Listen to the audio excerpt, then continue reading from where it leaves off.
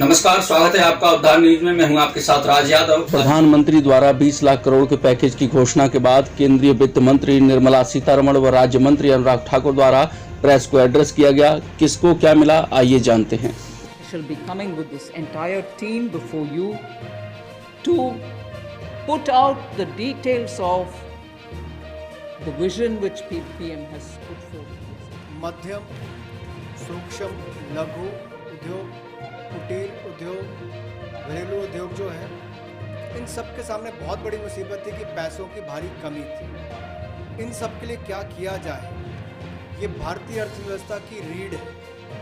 ये जो हमारा सूक्ष्म, लघु, मध्यम उद्योग है, कुटीर उद्योग है, गृह उद्योग है, इन सब का एक बहुत महत्व है। 12 करोड़ से ज़्यादा लोगों को ये रोजगार देते हैं। तो ऐसे कारोबार और व्यापार करने वाले, विशेष तौर पर एमएसएमई सेक्टर जो है, इसके लिए आज एक बहुत बड़ी घोषणा है कि collateral free automatic loan 3 lakh crore रुपए का मध्यम, सूक्ष्म, लघु, कुटीर और गृह उद्योग को मिलेगा। इसमें किसी को अपनी ओर से कोई गारंटी, कोई कोलेटरल देने की आवश्यकता नहीं है और इसका समय सीमा भी 4 वर्ष की होगी और पहले 12 महीने यानी कि पहला 1 वर्ष उनको प्रिंसिपल रीपेमेंट नहीं करना पड़ेगा, इनके मूलधन का चुकाना नहीं पड़ेगा, मूलधन को नहीं चुकाना पड़ेगा और 12 महीने की इस पर छूट रहेगी और 4 वर्ष के लिए उनको ऋण दिया जाएगा। तो 3 लाख करोड़ रुपए का ये ऋण, ये हमने बगैर किसी गारंटी, बगैर किसी कोलेटरल के भारत के मध्यम, सूक्ष्म, लघु उद्योग, कुटीर और गृह उद्योग के लिए मोदी सरकार ने करके दिया है। SMEs will immediately benefit. तनाव में जो सूक्ष्म, लघु, मध्यम उद्योग या कुटीर या गृह उद्योग है, उनकी इन परिस्थितियों को देखकर गौण कर्ज या अधीनस्थ ऋण के रूप में 20,000 करोड़ रुपए का प्रावधान इन स्ट्रेस्ड एमएसएमईज के लिए किया गया है ताकि इनकी जो कमी आती थी उस कमी को दूर किया जा सके और इसमें भी लगभग 2 लाख से ज़्यादा मध्यम, लघु, सूक्ष्म, कुटीर उद्योग को लाभ मिलने वाला है। About 50,000 crore as equity into the MSMEs.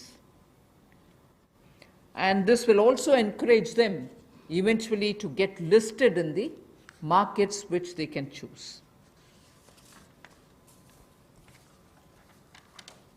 जो मध्यम, लघु, सूक्ष्म उद्योग अच्छा कर रहे हैं, विस्तार करना चाहते हैं, आगे बढ़ना चाहते हैं, लेकिन उनके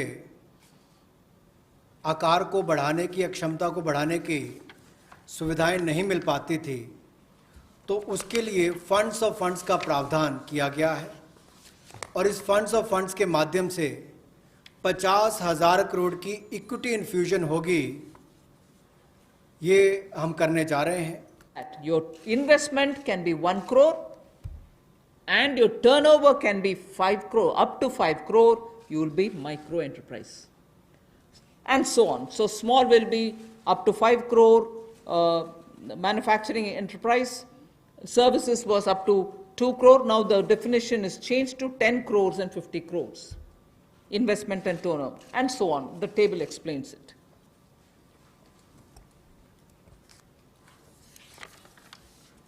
सूक्ष्म, लघु, मध्यम उद्योग में इसकी परिभाषा में कम दहलीज होने के कारण ये लगातार संकट रहता था कि अगर हम इससे बाहर जाएंगे तो हमें जो हमारे बेनिफिट्स मिलते हैं, लाभ मिलते हैं, उससे हाथ धोना पड़ेगा। और यही कारण था कि हमारे कुटीर, सूक्ष्म, लघु उद्योग कभी बड़ा बनने का सपना नहीं देखते थे और सपना देखते भी थे। तो ये जो सीमा इसके लिए रखी गई थी, कम दहलीज थी, इसके कारण ये बड़े नहीं हो पाते थे और कहीं ना कहीं जो आज कंपटीशन है उसमें फिर ये बहुत पीछे रह जाते थे। वर्षों लंबित मांग है, वर्षों से मैं सुनता आ रहा हूँ, चौथी बार एमपी बन गया, कब से शुरू हो रही, आज तक वही मांग है। मैं धन्यवादी हूँ प्रधानमंत्री मोदी जी ने इस पर यह कदम उठाने के लिए कहा है। और जो पहले क्राइटेरिया था कि मैन्युफैक्चरिंग यूनिट जो है वो 25 लाख से कम इन्वेस्टमेंट की होगी तो माइक्रो में आएगा, और सर्विस एंटरप्राइजेज जो थी वो 10 लाख तक की अगर उसने इन्वेस्टमेंट की होगी तो माइक्रो में आएगा। अब इसमें एक बदलाव किया गया है कि निवेश की लिमिट को तो बढ़ाया गया है, साथ में कारोबार को भी जोड़ा गया कि आपने व्यवसाय या कारोबार कितना उस वर्ष में किया है। तो इसको इन्वेस्टमेंट को बढ़ाकर माइक्रो के लिए 25 लाख से बढ़ाकर 1 करोड़ तक की जो इन्वेस्टमेंट करेगा वो माइक्रो यूनिट कहलाएगा। और ये मैन्युफैक्चरिंग और सर्विसेज दोनों के लिए एक ही क्राइटेरिया रहेगा, तो सर्विस सेक्टर को भी माइक्रो में आने का लाभ मिला है। तो 1 करोड़ से कम निवेश करने वाले को माइक्रो इंडस्ट्री में जो 5 करोड़ तक का व्यापार कारोबार करेगा उसको माइक्रो कहा जाएगा। स्मॉल वाले के लिए 10 करोड़ तक का निवेश और 50 करोड़ तक का कारोबार करने का प्रावधान, और मीडियम जो है उसमें 20 करोड़ तक का निवेश और 100 करोड़ तक की टर्नओवर। तो आप कल्पना कीजिए कि कल तक जो शायद मीडियम वाले के लिए आता था वो आज आपके स्मॉल वाले के लिए भी उससे बेहतर ऑप्शंस आकर, लोकल के लिए वोकल भी, लोकल को बल भी, लोकल से ग्लोबल भी। तो ये इसीलिए ग्लोबल टेंडर्स जो हैं ये 200 करोड़ तक से कम वाले जो हैं इसमें, यानी कि 200 करोड़ से कम वाले में ग्लोबल टेंडर्स नहीं होंगे। Will be cleared. The CPSCs and Government of India will honor every MSME receivable within the next 45 days.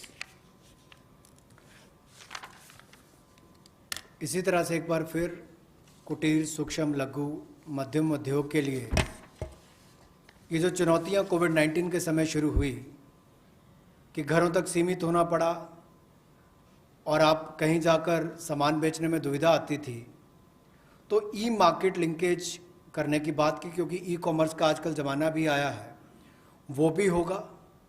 और इसके अलावा व्यापार मेलों में कैसे वो इन्वॉल्व हो सके, उनका शामिल होना हो, प्रदर्शनियों में उनकी पार्टिसिपेशन हो सके, इसके लिए कदम उठाए जाएंगे।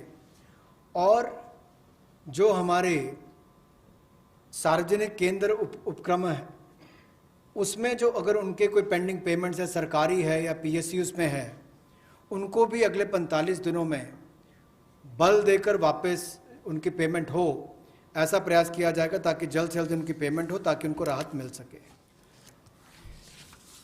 1,70,000 करोड़ के प्रधानमंत्री गरीब कल्याण पैकेज में एक सुविधा दी गई थी कि EPF जो है, प्रोविडेंट फंड जो है, वो 12% जो कर्मचारी उसका भी और जो नौकरी देने वाला उसका भी 12% भारत सरकार देगी। और ये पहले 3 महीनों के लिए हमने किया था, जिसकी भुगतान कर भी दिया गया पहले 2 महीनों के लिए, और इसको अगले 3 महीने और बढ़ा दिया जाएगा। इसका प्रावधान भी जून, जुलाई और अगस्त के लिए कर दिया गया है। 3,67,000 ऐसी संस्थाओं के 72,22,000 ऐसे कर्मचारियों को इसका लाभ मिलेगा। एक और प्रावधान, क्योंकि आज के समय पैसा कर्मचारी के हाथ में भी कैसे ज़्यादा हो, इसमें भी एक बड़ी राहत देने का प्रयास इसमें किया है कि जो EPF कंट्रीब्यूशन है, जिनका EPF का योगदान है, वो ऐसे संस्थानों के लिए और कर्मचारियों के लिए 12% से कम करके 10% अगले 3 महीनों के लिए किया गया है। इससे कर्मचारी भी और संस्थान दोनों को लाभ मिलेगा। लेकिन जो सरकारी हमारी संस्थान है, सेंट्रल PSCs हैं, इनके लिए 12% ही रहेगा, उसमें कोई बदलाव नहीं किया गया है। तो इससे कुल मिलाकर 6,750 करोड़ रुपए का लिक्विडिटी सपोर्ट इनको मिलेगा। गैर बैंकिंग वित्तीय कंपनियां, NBFCs या फिर हमारे हाउसिंग फाइनेंस कंपनीज और माइक्रो फाइनेंस इंस्टीट्यूट, इन सब के लिए जो इनके पास लिक्विडिटी की कमी आती थी, धन का अभाव होता था, उसके लिए ये नई योजना लेकर आए हैं जिसमें 30,000 करोड़ रुपये का विशेष तौर पर प्रावधान किया जाएगा। स्पेशल लिक्विडिटी स्कीम ये होगी जिससे इनके धन की आपूर्ति भी होगी और इसके माध्यम से जहां एक और हाउसिंग सेक्टर को बल मिलेगा, एमएसएमई सेक्टर को बल मिलेगा, उसका भी लाभ हमारी अर्थव्यवस्था में और नीचे आम आदमी को पहुंचेगा और इसका पूरी तरह से गारंटी भारत की सरकार देगी। जहां पहली 30,000 करोड़ की लिक्विडिटी गारंटी स्कीम लेकर आए थे, एनबीएफसीज के लिए, एचएफसीज और एमएफआईज के लिए, वहीं पर अब आंशिक ऋण गारंटी योजना ये लगभग 45,000 करोड़ रुपए की एनबीएफसीज का इसमें प्रावधान किया गया है। इसमें भारत सरकार गारंटर होगी, जो 20% का नुकसान इसके द्वारा वहन किया जाएगा। और यही नहीं, इसमें AA पेपर और इससे भी नीचे वाले जो हैं उसको भी इसमें पैसा मिल पाएगा, ऋण मिल पाएगा। और इसके अलावा जो अनरेटेड पेपर एलिजिबिलिटी है इन्वेस्टमेंट के लिए, वो भी इसमें प्रावधान किए गए हैं ताकि ज़्यादा इसका स्कोप बढ़ सके, ज़्यादा लोगों को इसका लाभ मिल सके और कुल मिलाकर इससे भी नई लेंडिंग जो है यानी कि कर्जा दिया जा सके सूक्ष्म लघु मध्यम उद्योग को और आम नागरिकों को भी मिले। बिजली वितरण कंपनियों की आय में जो भारी कमी आई है और लेनदारी जो इनके कई राज्यों से बढ़ी है, उसके कारण भी ये अभूतपूर्व नकदी प्रवाह की स्थिति इनको देखनी पड़ रही है। इन परिस्थितियों में आम उपभोक्ता को भी नुकसान ना हो, बिजली उत्पादन करने वाले भी और बिजली वितरण करने वाले भी इस अभूतपूर्व समस्या में कहीं उलझ कर ना रह जाएं। इसके लिए 90,000 करोड़ रुपए का प्रावधान डिस्कॉम्स के लिए किया गया है, बिजली वितरण कंपनियों के लिए किया गया है। और ये 90,000 करोड़ रुपया जो बिजली वितरण कंपनियों को दिया जाएगा वो पावर फाइनेंस कॉरपोरेशन और रूरल इलेक्ट्रिफिकेशन कॉरपोरेशन के माध्यम से दिया जाएगा। जहां एक और पहले 200 करोड़ तक के टेंडर्स ग्लोबल नहीं होंगे, एक वो राहत दी गई। अब उसके बाद जो अभी काम हमारे कॉन्ट्रैक्टर्स कर रहे हैं देश भर में, चाहे वो रेलवेज़ का हो, सड़कों का हो, हाईवेज़ का हो, सेंट्रल पब्लिक वर्क्स का हो, अलग अलग डिपार्टमेंट्स के हों, क्योंकि कोविड के कारण ये समस्या खड़ी हुई, तब उनको 3 महीने से ज़्यादा 6 महीने तक की राहत इसमें दी जा सकती है एक्सटेंशन के रूप में, ताकि उनको कोई खामियाजा ना भुगतना पड़े। और जो ऑब्लिगेशंस थी उनकी, उसके कारण दिक्कत आ सकती थी, इसलिए प्रावधान किया गया है ताकि मुकदमेबाजी या बाकी सब ना हो और मानसिक रूप से भी ठीक रहे और अच्छा काम करके समय पर पूरा कर सकें। तो 6 महीने तक की इनको राहत दी गई। और यही नहीं, जो पीपीपी कॉन्ट्रैक्ट्स है उसमें भी जो कंसेशन पीरियड है उसमें भी ये राहत 6 महीने तक की दी जा सकती है, पर मैक्सिमम जो है 6 महीने तक हो सकता है। केस टू केस मैटर करेगा। और जो सिक्योरिटी दी जाती थी पार्शियल, उसको रिलीज़ किया जा सकता है आंशिक रूप से। मान लीजिए मैं कोई ठेका लिया है, 70% किसी ने काम किया और उसके एवज में उसकी आंशिक रूप से वो बैंक गारंटी को वापस किया जा सकता है ताकि उसके पास और लिक्विडिटी और काम करने के लिए आ सके। Timelines. कोविड-19 का प्रभाव हमारे रियल एस्टेट प्रोजेक्ट्स पर भी पड़ा होगा और इसके लिए ही ministry of housing and urban development ये राज्य की सरकारों को और यूटीज़ को एडवाइस भी करेगी कि उनकी जो रेगुलेटरी अथॉरिटीज़ हैं वो एक प्रावधान करें कि जो रजिस्ट्रेशन और कंप्लीशन डेट है उसको सो मोटो 6 महीने तक आगे बढ़ा दिया जाए और इसकी जो 25 मार्च तक जो एक्सपायरी डेट थी यानी कि उसको 6 महीने तक आगे बढ़ा दिया जाए और इसमें कोई इंडिविजुअल एप्लीकेशंस मंगवाने की आवश्यकता नहीं है। जो 25 मार्च तक थी उसको वैसे ही 6 महीने तक का आगे विस्तार कर दिया जाए, उसको आगे अवधि को आगे बढ़ा दिया जाए। रेगुलेटरी अथॉरिटीज़ को भी यही अनुरोध किया गया है और इसमें ministry of housing and urban affairs के माध्यम से जाएगा कि 3 महीने तक पीरियड उसको भी आगे बढ़ा दिया जाए और जो फ्रेश प्रोजेक्ट रजिस्ट्रेशन सर्टिफिकेट्स हैं वो भी रिवाइज टाइमलाइंस के साथ दे दिए जाएं। तो इसी तरह से रेरा के अंतर्गत जो टाइमलाइंस है उसको आगे बढ़ाने की जो बात कही गई इसमें विस्तार में कही गई। रेट्स हैं वो सभी नॉन सैलरीड पेमेंट वालों को, रेजिडेंट्स को, और टीसीएस रेट जो है उसमें 25% की कटौती की गई है फाइनेंशियल ईयर 2020-2021 के लिए, और इससे 50,000 करोड़ रुपए का लगभग लाभ आम जनता को मिलने वाला है। And there was a component that you had to pay 10% extra if it is beyond a certain date. Now, without any additional amount which is to be paid, in total, the whole Vivad Se Vishwas scheme is getting extended up to 31st December 2020. And for this extension, no extra payment is being asked. So the entire Vivad Se Vishwas moves over to 31st December 2020. 5 lakh तक के refund 14 lakh से ज़्यादा लोगों को अब तक वापस कर दिए गए थे। उसके अलावा जो उससे ऊपर वाले उसकी भी प्रक्रिया शुरू, और बहुत सारे लोगों को वो भी वापस कर दिए गए हैं जो रिकॉर्ड समय के अंदर किए गए। अब इसके अलावा जो पेंडिंग रिफंड्स हैं, चाहे वो चैरिटेबल संस्थाओं के हों, ट्रस्ट के हों, या नॉन कॉरपोरेट बिजनेस या प्रोफेशंस के हों, यानी कि प्रोप्राइटरशिप, पार्टनरशिप, एलएलपी, कोऑपरेटिव्स, इनको भी जल्द ही इनके रिफंड्स इशू कर दिए जाएंगे ताकि पैसे की कमी कहीं पर ना आए।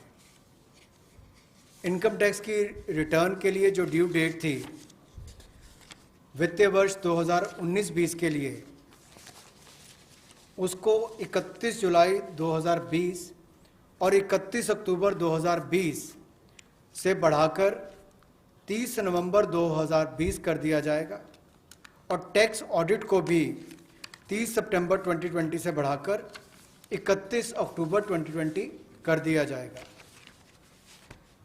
जहाँ तक डेट ऑफ असेसमेंट की बात है, ये भी वर्जित हो रही थी 30 सितंबर 2020 को, इसको भी एक्सटेंड कर दिया जाएगा 31 दिसंबर 2020 तक, और जो वर्जित हो रही थी 31 मार्च 2021 को, इसको 30 सितंबर 2021 तक बढ़ा दिया जाएगा।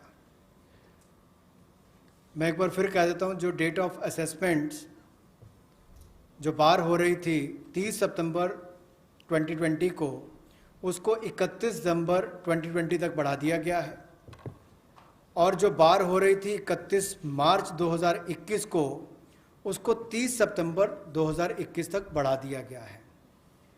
विवाद से विश्वास स्कीम बजट के समय भी हम लाए थे, लेकिन इन अभूतपूर्व परिस्थितियों के चलते इसको भी, जिनको पेमेंट करनी है, कोई अतिरिक्त पेमेंट ना किए बिना, एडिशनल अमाउंट दिए बिना, इसको 31 दिसंबर 2020 तक एक्सटेंड कर दिया गया है, ताकि आप 2020 31 दिसंबर तक पेमेंट कर सकते हैं। उसमें आपको कोई अतिरिक्त पेमेंट नहीं करनी पड़ेगी। आज के लिए बस इतना ही। बने रहिए हमारे साथ, देखते रहिए उद्धार न्यूज। नमस्कार।